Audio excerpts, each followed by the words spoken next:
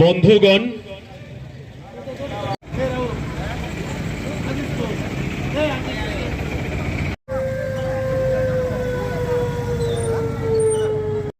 শিক্ষিত অর্ধ শিক্ষিত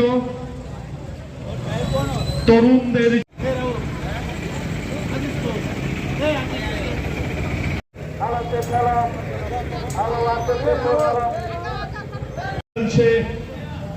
তার তীব্র প্রতিবাদ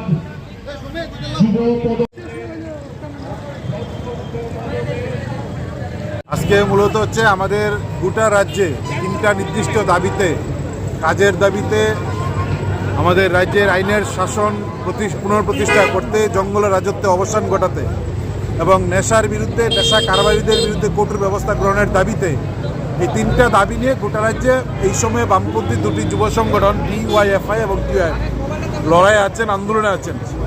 তাকে কেন্দ্র করে আজকে থেকে গোটা রাজ্যে পদযাত্রা শুরু হচ্ছে। নানা অংশের মানুষকে যুক্ত করে মানুষের কাছে আমাদের বক্তব্য নিয়ে যাওয়া, এই প্রশ্নে সদর বিভাগীয় কমিটি ডিওয়াইএফ এবং টিওএফ আজকে এই পদযাত্রা সংগঠিত করছেন। আগামী জানুয়ারি মাসের 5 তারিখ পর্যন্ত গোটা রাজ্যের প্রতিটা বিভাগে এই ধরনের কর্মসূচি রাস্তায় নেমে বামপন্থী যুবজোটী সংগঠন সংগঠিত করছে।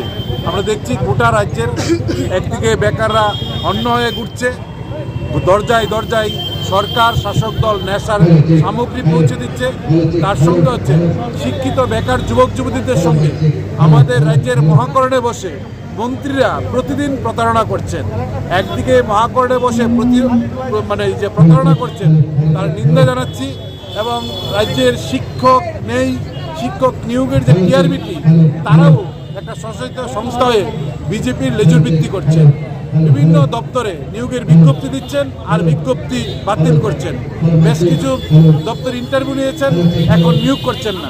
এই সামগ্রিক বিষয় নিয়ে আমরা রাস্তায় নেমেছি এবং সদর বিভাগ কমিটি এই আমাদের পদযাত্রার সূচনা করছেন। আর প্রায় 15 দিন যাবৎ এই পদযাত্রায় গোটা রাজ্যে সংগঠিত হবে।